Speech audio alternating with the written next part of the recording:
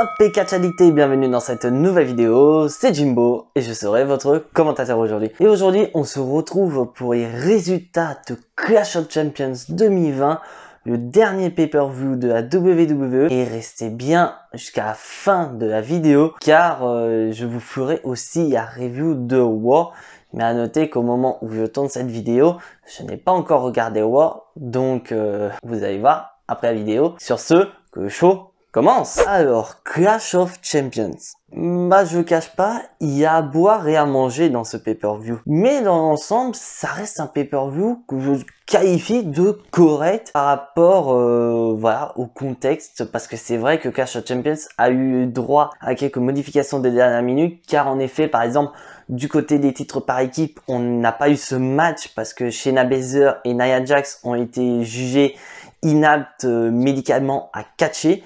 Ou encore du côté du titre de SmackDown où Nikki Cross elle aussi était inapte à catcher. Donc au final la WWE a dû remédier à certaines choses et au final dans l'ensemble je trouve qu'ils se sont plutôt bien débrouillés. Mais on passe au kick-off et à la base de kick-off ça devait être Asuka face à Zelina Vega, mais comme j'avais dit dans mon Jimbo Gnostic, le fait de mettre ce match-là en kick-off, c'était zéro respect pour Asuka, zéro respect pour Zelina Vega. Et comme j'avais dit, j'aurais préféré qu'en kick-off, ils mettent soit le match pour le titre de SmackDown par équipe, ou le titre de champion par équipe de War remis en jeu. Et bah, on a eu ça, on a eu le match pour les titres par équipe de SmackDown. Donc, Cezamura face à la Luchasaurus Party. Et à noter que dans la Luchasaurus Party, moi j'avais plutôt vu Lince Dorado et Gran Metalik catcher et Kalisto donc aux abords du ring. Et c'est pas le cas, on a eu Kalisto et Lince Dorado qui étaient les hommes légaux de la Luchasaurus Party et le Gran Metalik qui était aux abords du ring. Mais à ma connaissance, Kalisto, il se frite pas de temps en temps avec Lince Dorado. Ouf, le Chaos Party, vous commencez très mal. Mais au final, voilà, kick-off assez correct. Où on voit vraiment d'un côté Cesaro et Nakamura commencent à devenir une très bonne équipe. Où on voit qu'ils font en sorte de séparer la Chaos Party pour éviter justement que, par exemple, Lince Dorado vienne casser le tombé final sur Kalisto. Donc victoire de Cesaro et Nakamura qui sont toujours champions par équipe de War. Et on regarde qu'à la fin du match, Gran Metalik et Lince Dorado ne viennent pas aider Kalisto qui lui s'est pris tombé final, il est au centre du ring, il est en croix, mais les autres, ils s'en foutent de Kalisto. Après d'un côté j'y comprends, Kalisto il y a quelques semaines il s'autoproclamait chef de la Luchasaurus Party, donc ils n'avaient pas forcément aidé. Donc si je devais noter ce match, je vais mettre un 6 sur 10 assez correct. Voilà, ça reste un kick-off, mais voilà, je préfère mieux voir ce match en kick-off parce que c'est du copier-coller qu'on voit du côté de SmackDown. Et vous allez voir que c'est extrêmement rare que j'ai tout bon sur mes pronostics, mais je ne vous cache pas, j'ai eu tout bon. Et on passe à la carte principale, l'opener de Clash of Champions. Donc c'est vrai que moi, quand tu vois un pay-per-view comme ça, où j'ai que 3 matchs qui me hype, je me dis WWE, mettez-nous un des matchs qu'on attend le plus dès le début. Comme ça, vous allez pouvoir donner de l'énergie aux fans qui regardent votre pay-per-view. Et on a eu le cas, on a commencé par le triple menace pour le titre intercontinental. Et à noter que c'était un match de échelle. Et franchement, j'ai surkiffé ce match. Et mention plus qu'honorable à Sami Zayn, où vraiment il a utilisé sa tête. Il a vraiment utilisé sa matière grise pour remporter le match. Car à un moment donné, on voit Sami Zayn qui sort plusieurs paires de menottes, donc il en sort 2 au total. Donc il s'en sert déjà d'une pour attacher Jeff Hardy, mais ça rappelle vraiment par exemple Randy Orton en 2018 face à effectivement Jeff Hardy à Hell in a Cell, où Randy Orton utilisait donc les écarteurs d'oreilles de Jeff Hardy pour lui faire mal. Et Sami Zayn a fait pareil. Il a fait passer donc les menottes au niveau des écarteurs d'oreilles de Jeff Hardy dans le but de l'attacher à une échelle. Et déjà j'ai trouvé ça super, mais en plus il a continué avec AJ Styles parce qu'il commence à menotter AJ Styles, mais comme il voit que AJ Styles résiste plus que Jeff Hardy, Sami Zayn a l'intelligence de s'attacher donc avec AJ Styles. Donc au final pendant tout le match AJ Styles se trimballait un poids mort. AJ Styles voulait avancer, bah Sami Zayn, qu'est-ce qu'il y avait à faire? Juste à faire en sorte qu'AJ Styles n'avance pas pour monter à l'échelle. Et franchement, j'ai trouvé ça génial de voir que au final, les 3 catcheurs se retrouvent avec un handicap chacun, mais qui parviennent quand même à vouloir monter sur l'échelle pour récupérer les 2 ceintures de champion intercontinental. Et bien sûr, victoire de Sami Zayn. Je suis très content pour Sami Zayn parce que quand il est parti dû au confinement aux États-Unis, il était champion intercontinental, donc il était sur un push.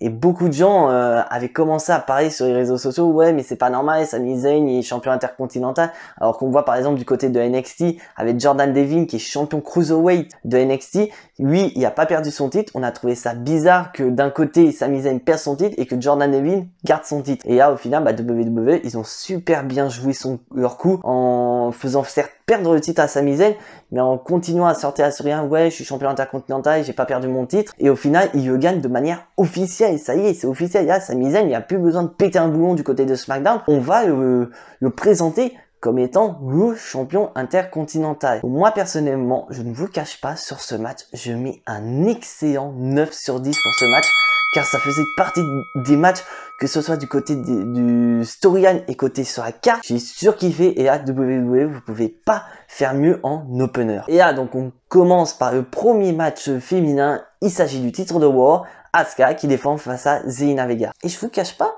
j'ai été très surpris du match parce que je m'attendais trop à ce que Asuka démonte mais totalement Zelina Vega.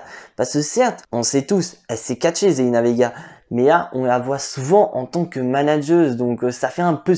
On avait peur que ça fasse un effet Leana en fait, qu'on voit souvent en manageuse, et dès qu'elle va se mettre à catcher, bah elle va se prendre des squash matchs dans la gueule. Et bah au final on n'a pas eu ça, elle a donné beaucoup de fil à retordre à Asuka, mais ça n'a pas empêché à Asuka de remporter le match et de rester notre championne de Raw. Et on voit qu'à la fin, bah Zelina Vega qui continue encore à attaquer Asuka au lieu de plutôt faire le poignet de main, voilà, une petite marque de respect. Donc on peut supposer voilà que Zelina Vega veut toujours être prête pour Asuka, alors qu'Asuka lui dit non t'es pas prête pour moi. Et franchement c'est le cas. Et franchement bah j'aurais peut-être même préféré voir Mickie James affronter Asuka à Clash of Champions, qui je pense devait être l'idée de base de la WWE. Donc voilà, je vais mettre un 7 sur 10, voilà, un 7 sur 10 assez encourageant pour Zelina Vega. Et j'espère sincèrement que la WWE ne vont pas se planter avec elle en lui donnant voilà directement un match de championnat dès ses débuts en solo. Et au final, dans 2-3 semaines, on n'entend plus parler de Zelina Vega et qu'on va y avoir du côté de main event comme Bianca Belair par exemple. Et donc là, on passe au titre des États-Unis, Bobby Lashley qui affronte Apollo Crews. Et à noter que bah aux abords du ring, bah il n'y a pas tout Earth Business. On a MVP d'un côté et Ricochet de l'autre côté. Et bah je vous cache pas, le match pas du tout aimé quoi. Pour moi personnellement, bien que Apollo Crews, voilà, c'est un très bon catcheur, il est puissant et technique, mais comme je me répète, il n'y a pas de charisme, il n'y a rien, il n'y a pas ce qu'il faut. Alors que Bobby Lashley, bah certes, il est pas technique, il est pas rapide comme Apollo Crews, c'est plus un monstre de puissance. Mais je trouve que personnellement, bah Bobby Lashley s'en sort largement mieux que Apollo Crews. Et là où ce que moi j'attendais par-dessus tout, c'est pourquoi pas une intervention de rétribution, soit pendant le match ou après le match. Parce que comme vous savez, du côté de Raw, Earth Business a déclaré la guerre à rétribution. Donc on pouvait supposer une intervention de ces derniers. Et bah non. On n'a pas eu rétribution et Bobby Lashley qui remporte le match tout à fait clean et conserve son titre de champion des États-Unis. Donc moi je suis assez curieux de voir la suite pour Apollo Crews et surtout pour Bobby Lashley en tant que champion. Bon, moi personnellement voilà, je vais mettre un 5 sur 10, voilà. Je vais mettre la moyenne parce que Bobby Lashley, voilà, c'est mention honorable surtout pour Bobby Lashley parce que voilà, en tant que champion des États-Unis, il est génial. Ça c'est clair et net, mais il faut mettre d'autres challengers. Pourquoi pas des nouveaux de Ricochet, si tu veux rester dans la rivalité, tu colles Ricochet, tu colles, tu peux mettre voilà par exemple des gars qui pour moi j'estime qui sont très mal utilisés à la WWE, pourquoi pas Alistair Black, Bobby Lashley, sachant qu'ils se sont affrontés à WrestleMania 36 et que Bobby Lashley s'est fait démonter par Alistair Black, pourquoi pas Parce que là, pour moi, pour le moment, bah, Bobby Lashley est un très bon champion des États-Unis, mais le problème, c'est que WWE, vous lui mettez des adversaires totalement dégueulasses. Donc au final, son règne, il est pas crédible. Et là, on passe donc à la division par équipe. Les Street Profits affrontent Andrade et Angel Garza. Et comme vous le savez, à la différence des matchs précédents, bah, Zelina Vega n'est pas présente pour soutenir Angel Garza et Andrade. Bah, je vous cache pas, c'est un copier-coller des matchs qu'on voit à Raw entre ces deux équipes. Mais à noter la fin du match. La fin du match, je me suis posé des questions. Parce qu'on voit qu'au moment du tombé final, bah, l'arbitre a compté jusqu'à 3. Et je crois que c'est Andrade qui subit le tombé final. Bah, il se dégage au compte de 2. Donc moi, je me suis posé des questions. Je me suis dit, attends, c'est quoi cette embrouille? Vous nous faites un match copier-coller depuis des semaines, et à Clash of Champions, vous nous faites de la merde, le mec il se dégage au compte de 2, mais vous comptez quand même jusqu'à 3, vous validez les Street Profits toujours champions par équipe, pour expliquer. Et bah on a eu les réponses à nos questions, car on a appris que Angel Garza s'est blessé. Angel Garza s'est blessé, on a vu à un moment donné, il y a l'arbitre qui fait une signe de croix, comme ceci.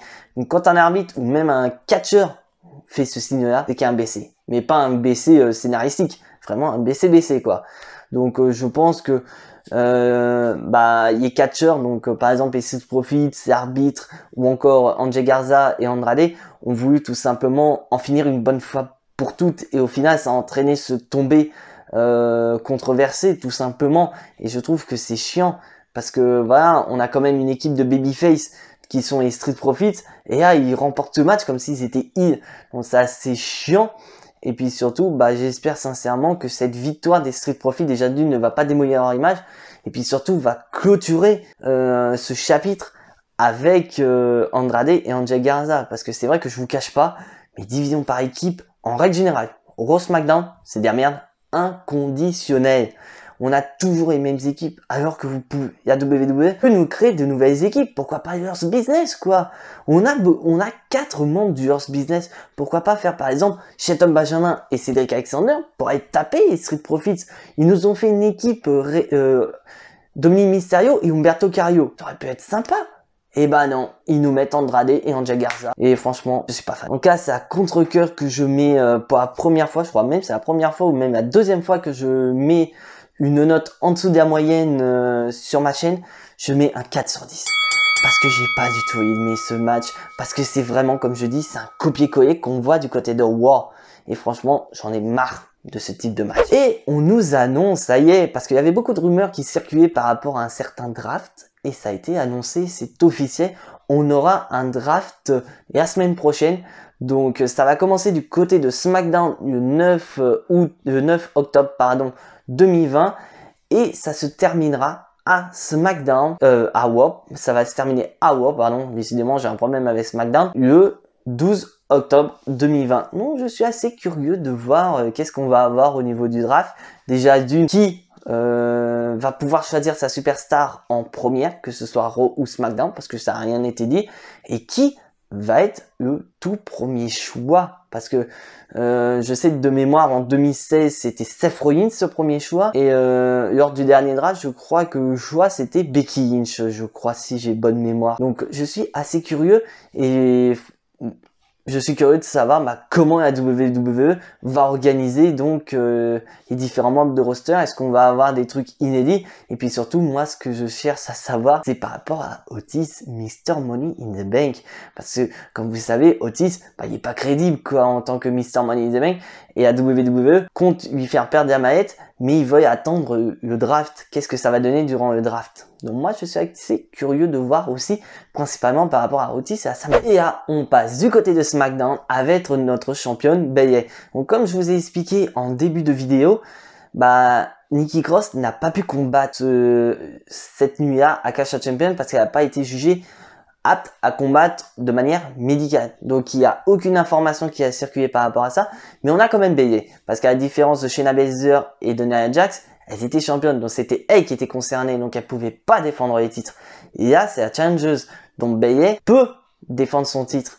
Et donc là, au final, Bayley, elle dit que elle est déçue parce qu'elle s'est préparée pour affronter Nikki Cross, mais elle est quand même là à Clash of Champions, voilà, elle veut un match.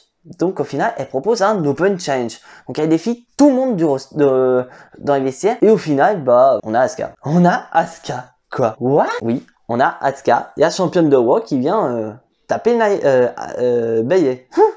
Ouais, vu qu'actuellement on est en période de Covid, donc ils savaient pas grand monde, bah ils sont mis à Asuka. Et franchement, bah le match, j'ai même pas donné de note à ce match parce que le match il a pas duré longtemps quoi. Parce que majoritairement Asuka a dominé tout le match et Bayley se fait disqualifier. Voilà, un coup de chaise, hop, disqualification. Elle préfère me perdre par disqualification plutôt que perdre voilà en se faisant river les épaules ou abandonner. Bah, d'un côté, je la comprends. Hein. Elle se fait disqualifier, elle conserve sa ceinture. Et au final, bah elle continue à s'acharner sur Asuka et on a Sasha Banks. Sasha Banks qui débarque, qui vient se venger de son ancienne meilleure amie. Et franchement, je vous cache pas, bah, j'avais dit dans mon Jimbo aussi, je suis pas surpris. Je suis pas surpris de voir Sasha Banks se ramener, parce que WWE, depuis la trahison de Bayley, elle nous parle que de ça. Déjà, Nikki Cross, elle s'en foutait. Elle était concentrée que sur Sasha. Donc au final, c'était pas surprenant que Sasha Banks ramène ses faits à Clash of Champions et qui démarre officiellement la rivalité contre Bayley, qui peut potentiellement se lancer lors de Hell in a Cell et pourquoi pas dans la CU de l'enfer. Bayley Sasha Banks à Hell in a Cell, ça peut être le main event. Et donc voilà, et moi franchement, le fait que ce soit Asuka, bah c'est zéro respect pour Asuka parce qu'au final, on savait très bien qu'Asuka n'avait pas remporté la ceinture. C'était gros comme une maison. Donc si vous voulez faire manquer de respect à une catcheuse, mettez des catcheuses sur qui vous respectez absolument pas. Mettez Tamina quoi. Mettez Tamina. Ou mettez Jesse Evans. Je suis désolé avec ça si je dis ça, mais voilà, il y a zéro respect quoi.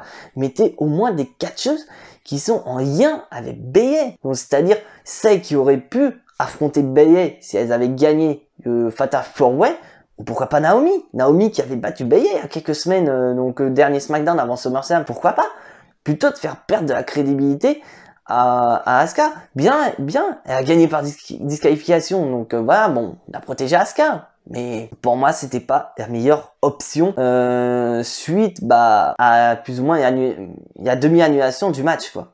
Ils auraient pu mettre quelqu'un d'autre. Là, on va parler des deux derniers matchs. Et bien sûr, il s'agit des deux matchs pour les titres mondiaux. Et on commence par Drew McIntyre face à Randy Orton dans le match de l'ambiance. Je ne vous cache pas, je n'ai rien à dire. Mais rien à dire dans le bon sens quoi. Le match, il est excellent dans tous les domaines. On voit des interactions avec l'ambulance, donc l'utilisation voilà, de la chaise de secours, utilisation vraiment tout ce qui est propre à l'ambulance. Et là où j'ai surkiffé, c'est que durant tout le long du match, Randy Orton s'est fait démonter par ses anciennes victimes. En effet, on a au début le Big Show qui est présent, qui porte un chokeslam sur Randy Orton. Ça part dans les backstage. Qui est présent dans les backstage? Christian qui vient défoncer Randy Orton. Ils sont sur le toit de l'ambulance qui est présent, Shawn Michaels, qui porte un switch music et qui balance Randy Orton du toit de l'ambulance. Donc Orton passe à travers des tables. J'ai surkiffé. Et on voit qu'à la fin, Randy Orton est sur le point de remporter le match, mais Drew McIntyre, voilà, c'est un battant. Il sort de l'ambulance, il porte un Claymore Kick et il défonce Orton, il claque la porte et il repart champion de la WWE. Et franchement, j'ai surkiffé. Et on voit à la fin qui est au volant parce qu'on s'est dit, voilà, bon, Edge, il est blessé, donc il peut pas intervenir. On a Big Show, on a Shawn Michaels, on a Christian, mais il en manque un. Il manque Ric Flair. Bon, bien sûr, Ric Flair, il est âgé, donc c'est sûr qu'il va pas porter, je sais pas, moi, par exemple, une prise en 4 à Randy Orton, ce serait débile. Et bah, Ric Flair, c'est lui qui conduisait l'ambulance. Et franchement, j'ai surkiffé. Oh, j'ai surkiffé ce match. Déjà, storyline, nickel. La carte, elle est nickel. Et le match, il est sublime. On peut pas dire mieux de ce match, on peut pas dire mieux de cette rivalité. Randy Orton, il est au sommet. J'ai vu beaucoup de gens sur les réseaux sociaux flinguer Drew McIntyre en disant ouais mais Randy Orton il mérite. Mais Randy Orton, dites-vous bien qu'à l'heure actuelle, il est dans une situation, il est tellement au sommet de sa carrière que le mec, il a juste à claquer des doigts, il y aura un nouveau match de championnat quand il veut. C'est Randy Orton là, c'est un vétéran. Le mec, c'est le top heel de la compagnie. Il y aura un match de championnat. Il perd contre Drew McIntyre, ça va pas être décrédibilisé. Et là, il fait parfaitement son rôle en tant que top heel. Il rend Drew McIntyre mais tellement puissant. Il le fait évoluer, quoi. Il le fait évoluer. Il le fait passer de champion moyen à vraiment champion des champions, quoi, carrément. Franchement, c'est ce qu'il faut pour un champion. C'est certes, il faut que le champion soit crédible. Drew McIntyre, il est crédible. Mais il lui faut aussi des adversaires crédibles. Et là, actuellement, dans son règne, je suis désolé, 2020, c'est son année. Ils nous ont mis Seth Rollins, qui est un très bon challenger. Bobby Lashley, qui commençait à monter en puissance. Dolph Ziggler, bah, ils ont sorti un peu passif, mais sans plus. C'était un moment de transition. Et là, ils nous mettent Randy Orton. Donc, et puis surtout, je pense que Randy Orton, bah, il va pas se laisser faire. Lui, il va parler du fait qu'il s'est fait démonter la gueule par trois de ses victimes. Il va jouer sur ça. Il va jouer sur ça en disant, voilà, en gros, Drew McIntyre, t'es un lâche, moi je veux un match. Franchement, ce match, bah, je vais faire comme pour le match intercontinental. Je mets un putain de 9 sur 10, quoi. Il est génial, ce match. Et franchement, j'ai rien à dire. J'ai rien d'autre à dire sur ce match. Et on passe au main event de la soirée. Le match des cousins, quoi. Le match de la famille. Roman Reigns d'un côté, Jey Uso de l'autre. Comme pour le match précédent, je n'ai rien à dire. Moi, ce que j'attendais, voilà, c'est le look de Roman Reigns, parce que Roman Reigns avait dit sur les réseaux sociaux qu'il changerait de look, qu'il combattrait torse nu. J'ai kiffé. Parce que voilà, son gilet pare-balles avec son symbole, que j'aborde fièrement, est propre au Roman Reigns babyface. Il faut une nouvelle tenue à Roman Reigns heel. Et ça a été le cas. Et le comportement de Roman Reigns était divin. Oh là là, oh putain. Il s'en fout de la famille. Lui, ce qui compte, c'est son titre universel. Il a défoncé Jey Uso. Bien sûr, mention honorable à Jey Uso, voilà, qui a résisté, qui était quand même à 2 doigts de devenir champion universel. Il a quand même passé son super kick, son splash. Donc, il y a eu, voilà, un moment où il aurait pu devenir champion universel. Mais voilà, Roman Reigns est trop puissant, quoi. Et on voit que Roman Reigns, bah, il s'en fout. Il est à 100%. Il parle à l'arbitre, il parle à Charles Robinson en lui disant, non, t'interviens pas. Il parle à Jey Uso, il joue sur l'aspect psychologique en lui disant, regarde, est-ce que tu as les épaules pour devenir chef de la famille? T'as les épaules pour devenir le visage à WWE? T'as les épaules pour devenir champion universel? C'est génial. Seul petit bémol, mais là je cherche vraiment un petit bête, c'est que Roman Reigns n'est pas trop, mais sinon, c'est divin, quoi. Et en plus, on a le retour de Jimmy Uso, qui n'a pas fuité. On supposait, voilà, que Jimmy Uso allait revenir un moment ou à un autre, parce qu'il ne faut pas clôturer une rivalité contre Jey Uso sans faire parler du frère jumeau. Et franchement, ça a été le cas. Et on voit que Roman Reigns, pendant que Jimmy Uso était présent, il regarde Jimmy Uso, mais dans les yeux, et il défonce le frangin, quoi. Il le défonce. À quel point que Jimmy Uso a tellement peur pour son jumeau, bah, il balance la serviette, quoi. Il fait jeter l'éponge à son frère. Et franchement, j'ai aimé. Et tu vois l'échange de regards entre Jimmy Uso et Roman Reigns. Oh, c'est génial, quoi. C'est génial. Je n'ai rien d'autre à dire là-dessus. On voit vraiment le côté que Roman Reigns, il a coupé les ponts avec sa famille, quoi. Il a coupé les ponts avec sa famille. Lui, c'est son titre avant tout. La famille, il en a rien à foutre. Ça, c'est clair et net. Il en a rien à cirer. Et franchement, c'est génial. Et on voit très bien qu'à rivalité, elle continue. Et là, il a défoncé Jey Uso. Qui sait peut-être à Hell in a Cell, il va se taper le frère jumeau, il va se taper Jimmy Uso à Hell in a Cell. Et qui sait, je vais peut-être aller loin, mais pourquoi pas The Rock à WrestleMania 37, voilà. Il se défonce, il se tape toute sa famille, quoi. Bon, après, il peut pas se taper les autres légendes, il peut pas se taper Rikishi, par exemple. Ça, c'est clair et net. Rikishi, il est trop âgé. Mais pourquoi pas, par exemple, des storytelling, des storylines, voilà, des interactions à SmackDown, avec Rikishi, avec les autres membres de sa famille. Pourquoi pas? Pourquoi pas?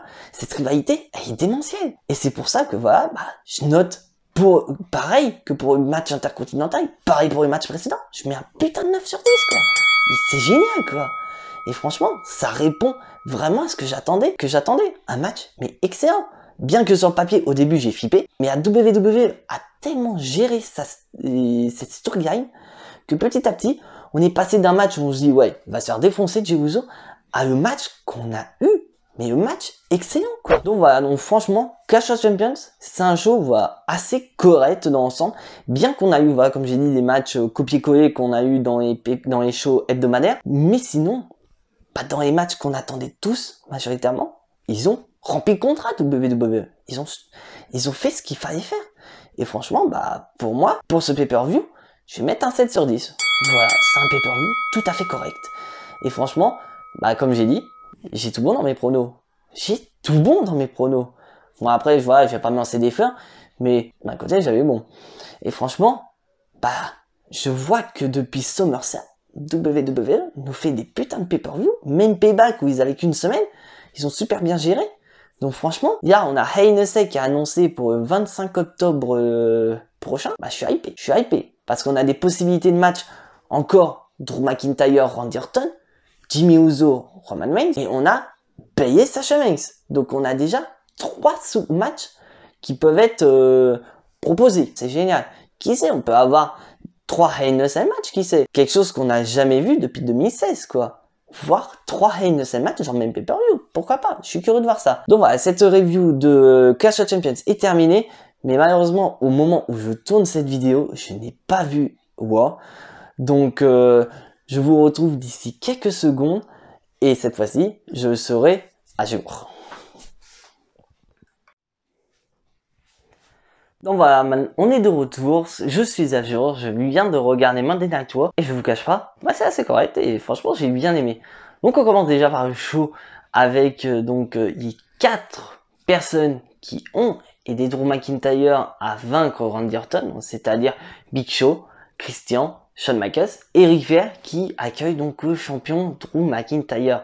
Et on voit que Drew McIntyre, bah déjà, remercie ces derniers d'être venus aider et il remercie de manière individuelle. Donc par exemple en disant que voilà, Shawn Michaels lui a permis d'aller à NXT, que par exemple Big Show voilà, a mis en avant, que Ric Flair il a connu Ric Flair en fin de carrière alors que lui il venait de démarquer. Bref, donc il fait des éloges à tout le monde et on a Randy Orton qui est sur écran géant qui dit tout simplement que ce sera terminé quand Orton lui-même aura décidé que ce sera terminé.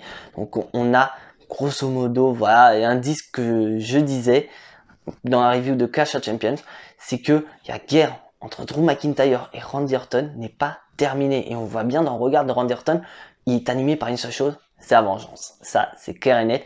Il veut se venger à la fois de Drew McIntyre et des personnes qui ont aidé. Et là, bah, Drew McIntyre, qu'est-ce qu'il propose? Il propose un Open Challenge. Voilà, en main event de Raw.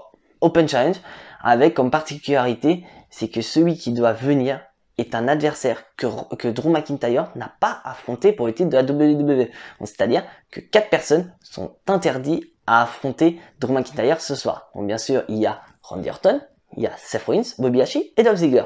Donc ces 4 personnes sont interdites. Donc on peut supposer n'importe quoi. Et franchement, c'est génial. Et on passe donc voilà, du côté féminin. On a eu voilà, un match en revanche entre Zelina Vega et Asuka. Bah, je ne cache pas. C'est le même principe que Clash of Champions. Un match correct. Mais voilà, quand même, victoire de Asuka. Voilà, toujours championne. Mais vous voyez qu'après match, bah, au moment où Zelina Vega part, bah, Andrade arrive pour son match et il y a Andrade qui tacle Zelina Vega et franchement j'ai surkiffé, mais par contre lui Andrade il était pas prêt quoi. Lui il a affronté Kissy, il a démonté et franchement bah je suis curieux de voir l'avenir pour Kissy parce que là bon ils te ont mis contre Randy Orton, ils te mettent contre Drew McIntyre et là ils te mettent contre Andrade. Est-ce que ils préparent Kissy pour affronter Drew McIntyre une fois que ce dernier en aura fini avec Randy Orton? Je sais pas. Je ne sais pas du tout. Là, tu passes voilà, sur un petit segment voilà, avec le titre 24/7 détenu par R-Truth où il est en train de jouer aux échecs. Un ninja voilà, lui apporte un colis voilà, par rapport à la semaine dernière. Et Akira Tozawa lui fait tomber. Hop, Akira Tozawa champion. Et le ninja qui a apporté le colis bah, frappe Akira Tozawa et devient champion. Et ce ninja n'est nul autre que Drew Gulak. Et franchement, je suis hyper dégoûté de la WWE parce que pour moi Drew Gulak est un excellent catcheur et là ils te le mettent pour le titre 24/7 et tu apprends un peu plus tard dans la soirée que tu as un triple menace pour le titre 24/7 donc avec les 3 gars qui se sont battus là pour le titre dans les coulisses et t'as Drew Gulak. Oh putain, alors que Drew Gulak en début d'année le mec il disait à Daniel Bryan moi je peux te contrer n'importe quand. Il y a fait. Il a donné du fier en temps à Daniel Bryan, il est devenu coach, mais là il est coach de personne. Ah là c'est la dégringolade aux enfers. Et franchement je suis terriblement déçu. En plus il est à Raw. On sait pas comment il est arrivé à Raw, alors que tu aurais très bien pu WWE lui laisser à SmackDown, et pourquoi pas lui faire affronter Sami Zayn, notre nouveau champion intercontinental. Tu me mets un match comme ça, mais je suis prenant. largement. Et là, tu passes donc à un épisode de la Cour du Roi, donc animé par le Hall of Famer de la WWE, Jerry the King Lawler, et ses invités spéciaux de son nul autre que la famille Mysterio. Donc c'est-à-dire Rey Mysterio avec son fils Dominique, sa femme et sa fille.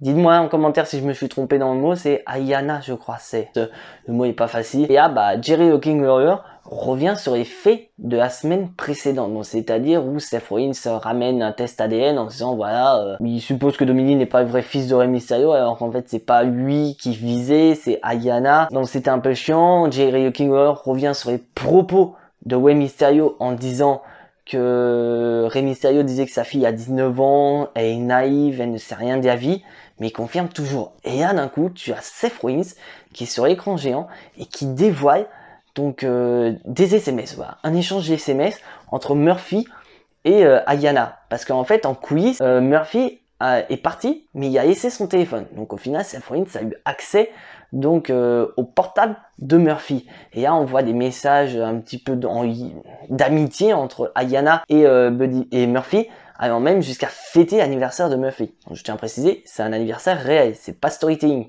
Et là, au final, on voit que Seth Rollins essaie de créer un petit peu de discorde, mais il fait de la discorde aussi dans son clan, parce que Murphy, il a pété un câble, il a dit, mais pourquoi tu prends mon portable, c'est ma vie privée. Et là, Rollins s'est dit, bah non, t'es mon disciple, ta vie privée, j'ai le droit.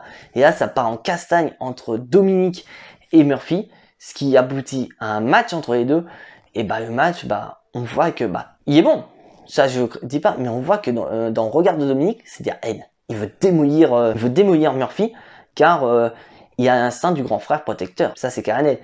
Mais Ayana essaie donc, durant déjà la cour du roi et durant le match, de faire passer un message à sa famille en disant, oui, mais Murphy, c'est pas Rollins.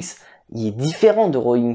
Lui, il subit Seth Rollins. Il n'y a pas il y a pas chevaux en quelque sorte.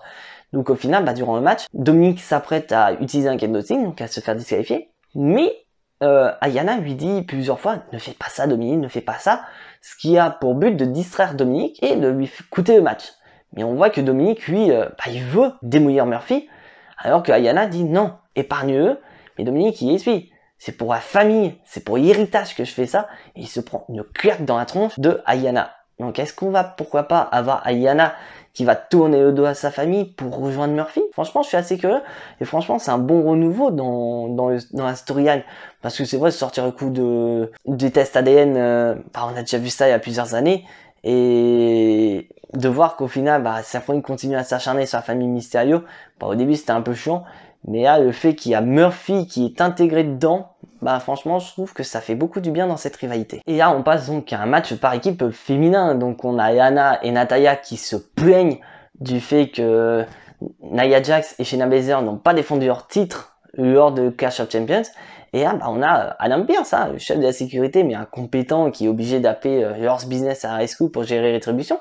Il n'y a pas eu de problème. Là, il nous annonce une nouvelle équipe. Il nous annonce Mandy Rose. Ça a été annoncé, Mandy Rose a été transférée à Raw, mais elle n'est pas venue toute seule. Elle est venue avec Dana Brooke. Une équipe de blondes. Une deuxième. Et donc, victoire de Dana Brooke et victoire de Mandy Rose. Victoire d'une nouvelle équipe. Qui sait, pourquoi pas, on pourrait peut-être bien avoir Mandy Rose et Dana Brooke à toquer à la porte de nos championnes. Parce que si Riot Squad perd, il faut en retrouver des nouvelles challengers. Donc, pourquoi pas. Pourquoi pas Mandy Rose et Dana Brooke à toquer à la porte, au moins ils feront mieux qu'à SmackDown, quoi, qui sait. Et donc là, on passe à un match où la rivalité dure depuis un moment, mais on n'a pas eu à Clash of Champions parce qu'ils sont pas champions. On a Kevin Owens face à Aleister Black. Et là, moi ce que j'attendais, c'est voir le nouveau look d'Aleister Black et la nouvelle musique. Franchement, le look j'aime bien, mais la musique j'aime pas du tout. Moi je suis vraiment resté sur son ancienne musique, que je kiffe absolument. Et au final, on voit qu'Aleister Black, lui, parfait quoi. Lui, c'est clair et net, il veut à tout prix démolir Kevin Owens, mais ça lui a coûté du tort car Kevin Owens remporte le match par disqualification. Mais au final, on voit bien que la rivalité est très très loin d'être terminée entre ces deux hommes. Et je suis assez curieux, mais j'ai envie d'une chose, c'est que ça se termine rapidement parce que pour moi, Kevin Owens et Aleister Black peuvent aller beaucoup plus loin. Pourquoi pas Aleister Black pareil, affronter Drew McIntyre pour plus tard, voilà, maintenant on peut avoir un match Babyface contre I, ça y a aucun problème, et pourquoi pas Kevin Owens allait toquer à la porte du Hurt Business, pourquoi pas, et affronter Bobby Lashley, quoi. Et en parlant du Hurt Business, bah, ça va dans le mur, quoi, direct, parce que ils ont un match à 6, alors qu'ils sont 4 en principe. Mais Cedric Alexander, il est pas là. On sait pas pourquoi. Et ils affrontent donc Apollo Crews, Ricochet, et au revenant, Mustafa Ali, voilà, qui est de retour. Mais on voit que à un moment donné, bah, on a la bannière de Rétribution. Donc on peut supposer que Rétribution vont attaquer. Et bah non, ils ont pas attaqué comme un Clash of Champions, juste histoire de distraire un peu Hurt Business. Et au final, bah, durant le match, bah, victoire des Babyface, victoire d'Apollo Crews, victoire de Ricochet et de Mustafa Ali. Et franchement, ça m'énerve de voir ça. Parce qu'au final, t'as certes dans l'équipe mixte, t'as les deux protagonistes, donc Ricochet et Apollo Crews, mais après ça jongle entre Eric, Mustafa Ali. Donc en fait les mecs ils sont juste en renfort, alors qu'on pourrait peut-être, pourquoi pas, avoir Mustafa Ali contre Bobby Lashley pour le titre des États-Unis, ou comme j'ai dit précédemment, Kevin Owens contre Bobby Lashley. Mais au final j'aime pas du tout. Alors que Hurt Business, j'adore ce clan. Au début j'avais du mal, mais je kiffe ce clan. Mais au final ils sont dans tellement de rivalités, ils sont en rivalité avec Rétribution, où ça mène à rien, et ils sont en rivalité face au groupe de Ricochet et Apollo Crews qui ne mènent aussi à rien. Donc au final, au final, ça plombe Hurt Business, quoi. Alors que Hurt Business pourrait très bien, pourquoi pas, affronter d'autres personnes here pour contrôler Monday Night Raw, et pourquoi pas aller affronter Seth Rollins et Murphy pour avoir le contrôle de Monday Night Raw. Pourquoi pas? Ça peut être une idée. Et là, on passe au main event, le fameux Open Challenge de Drew McIntyre. Donc Drew McIntyre qui demande à son adversaire de venir, et on a Dolph Ziggler. Dolph Ziggler qui arrive, mais Drew McIntyre lui rappelle, attends mon pote, tu m'as déjà affronté, c'est pas bon. Mais Dolph Ziggler il dit, oui je sais, je suis pas là pour t'affronter, mais je suis là pour annoncer ton adversaire. Donc, quand tu entends ça, tu fais, il est en équipe avec Robert Roode, donc est-ce qu'il va potentiellement annoncer Robert Roode pour le match? Et bah oui, on a le PBR, on a Robert Roode qui fait son retour, et franchement c'est le retour de tout le monde, quoi. On a eu Sami Zayn qui a fait son retour, et là on a Robert Roode, non plus Brock Lesnar, quoi, qui fasse son retour. Et bah le match j'ai bien aimé. Après, bien sûr, on voit bien le coup de l'équipe Robert Roode et Dolph Ziggler qui est de retour. Donc Dolph Ziggler qui tente d'aider son pote et qui vend de sa personne pour aider Robert Roode. Mais ça n'a pas été suffisant. Drew McIntyre qui remporte le match. Donc, je suis assez content de voir Robert Roode et Dolph Ziggler de nouveau ensemble, car ça fait une nouvelle équipe et potentiellement des prochains challengers pour affronter les Street Profits. Et là, on passe donc dans les quiz, car durant la soirée, donc nos 4 légendes étaient dans une loge privée, donc la loge des légendes où ils ont fait du poker. Et à un moment donné, on voit donc un agent d'entretien, donc qui est là pour nettoyer à droite à gauche, qui se rend donc à la loge des légendes. Et en fait, il s'agit de Randy Orton. Randy Orton qui s'est déguisé en agent donc de nettoyage pour attaquer les légendes. Et là, on le voit armé de lunettes de vision nocturne, il éteint la lumière et il démolit tout le monde. Et franchement, j'ai surkiffé parce qu'on voit vraiment que Randy Orton, c'est quelqu'un qu'il faut pas chauffer, quoi. Le mec, tu m'as eu une fois, moi je vais me venger. Et là, donc on voit très bien que la rivalité entre Drew McIntyre et Randy Orton est très loin d'être terminée. Parce que là, Drew McIntyre, il va avoir envie que d'une chose, c'est de venger ses légendes, de venger ses idoles contre Randy Orton et potentiellement, pourquoi pas, affronter Randy Orton dans la CU de Enfer. Non, dites-moi en commentaire ce que vous en pensez, mais franchement, il faut que ça se termine à Hell in a Cell dans la CU, quoi. Et peu importe si c'est Drew McIntyre, si c'est Randy Orton qui ressort de la CU champion, mais franchement, je kiffe ce match, je kiffe cette rivalité du côté de Monday Night Raw. Et donc voilà, cette review de Raw est aussi terminée. Si vous n'êtes pas abonné à la chaîne, abonnez-vous à la chaîne parce que je vois que beaucoup de gens regardent mes vidéos mais ne sont pas abonnés à la chaîne. Activez la petite cloche pour être notifié des prochaines vidéos et lâchez le petit pouce bleu qui fait plaisir à la chaîne, car plus vous mettez des pouces bleus sur mes vidéos, plus je vais être recensé par YouTube et je pourrais potentiellement faire plus de vues, etc. Bref, vous connaissez la suite. Et on se retrouve bientôt pour un nouvel épisode gaming, mais je tiens à vous annoncer officiellement qu'il va y avoir du changement sur la chaîne, car oui, j'avais un nouveau travail, mais là j'en ai un autre qui est beaucoup mieux. Mais au niveau des horaires, je vais essayer de m'organiser parce que il se peut qu'il y ait review de War et potentiellement la dernière de la chaîne. Car en effet, je vais travailler donc mardi donc toute la journée, donc je n'aurai potentiellement pas le temps de vous faire des reviews de War. Ou si jamais je vous fais une review de War, ce sera le mercredi. Donc dites-moi avant tout en commentaire si vous voulez que je continue à faire mes reviews de War, même si c'est en décalé, donc c'est-à-dire le mercredi, car comme je vous le dis, c'est vous qui décidez sur ma chaîne. Vous me dites voilà, tu continues, tu mets ça mercredi, je ferai mercredi. Si vous me dites stop, je stopperai. Mais rassurez-vous, SmackDown sera toujours présent. Vous aurez toujours voilà, les Jimbo Gnostic. Vous aurez par exemple les unboxing WWE quand j'en ferai, les unboxing Weight, etc. Et je vous annonce que le mois d'octobre, il va y avoir des petits projets sur la chaîne, dans des vidéos que je vais me prendre beaucoup de temps à préparer. Et j'espère sincèrement que ces différents contenus vont vous plaire. Mais en attendant, soyez tous très fiers d'être fans de catch. Et à suite au prochain épisode. C'était Jimbo. Je vous fais des bisous et à la prochaine.